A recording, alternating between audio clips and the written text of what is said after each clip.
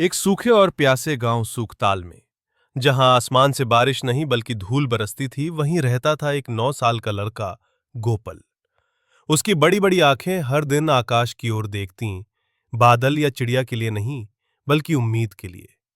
गांव में बरसों से बारिश नहीं हुई थी, खेत सूख चुके थे, कुएं खाली थे, और लोग गांव छोड़कर शहर जा रहे थे। लेकिन गोपाल नहीं गया। वो अपनी बूढ़ी दादी के साथ वहीं रुका रहा। रात को दादी जब उसके बालों में तेल लगाती तो कहती, तू उस रात पैदा हुआ था जब बादल गरज रहे थे बेटा। यह आसमान तुझ पर एक और बारिश का कर्जी है।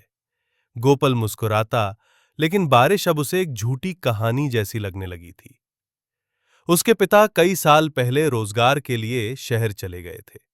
पहले पहल चिट्ठियां आती थीं, फिर वो भी बंद हो गईं। मां तो उसके जन्म के साथ ही चली गई थी। अब उसकी दुनिया थी एक पुरानी सी किताबों की थैली, एक टूटा हुआ रेडियो, और घर के पीछे का बूढ़ा आम का पेड़ जो पिछले 4 सालों से बिन फल के खड़ा था। हर सुबह स्कूल जाने से पहले गोपाल एक टूटा मटका लेकर दूर वाले कुएं से पानी भरता, फिर सूखी रोटी वाला टिफिन लेकर नंगे पांव स्कूल जाता। स्कूल भी क्या था, बस 2 कमरे, एक जंग लगी घंटी और एक दयालु शिक्षक, रामनाथ मास्टर, जो तकदीर और मेहनत दोनों पर विश्वास रखते थे। एक दिन गोपाल की नजर एक दुकान के बाहर रखे लाल रंग के जूतों पर पड़ी। चमकदार, मजबूत और एकदम सही। उसने दुकानदार से पूछा, भैया कितने के हैं ये जूते?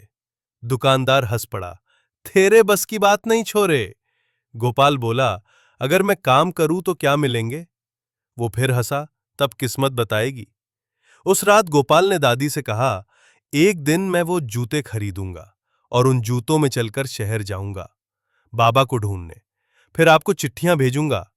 दादी मुस्कुरा दी, पहले बारिश आने दे बेटा, जब बारिश होगी तब आम का पेड़ भी फल देगा और तेरी यात्रा शुरू होगी।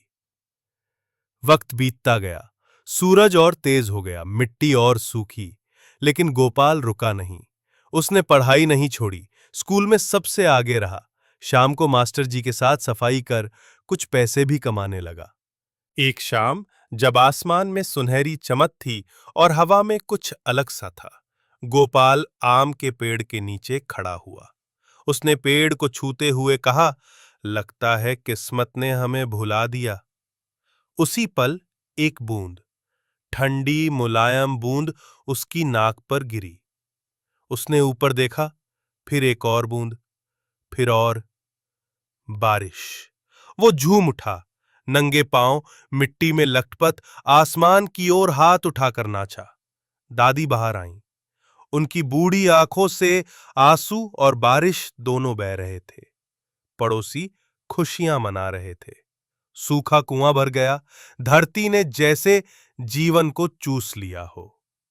उस रात आम के पेड़ के नीचे खड़ा गोपाल बोला, अब मैं जाऊंगा। अगली सुबह पेड़ पर एक सुनहरा पका हुआ आम लटका था। किस्मत ने उत्तर दे दिया था।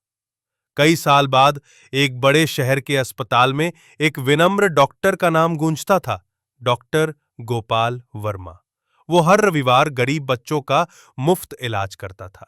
उसके बटुए में आज भी एक सूखा आम का पत्ता रखा था। एक नर्स ने एक बार पूछा, सर, इसे क्यों संभाल कर रखते हैं? गोपाल मुस्कुराया, ये मुझे याद दिलाता है कि जब किस्मत देर करती है, तब वो कुछ बड़ा देने की तैयारी कर रही होती है। वो अपने पिता को कभी न ढूंढ पाया, पर सैकड़ों बच्चों को पिता जैसा प्यार जरूर दे पाया।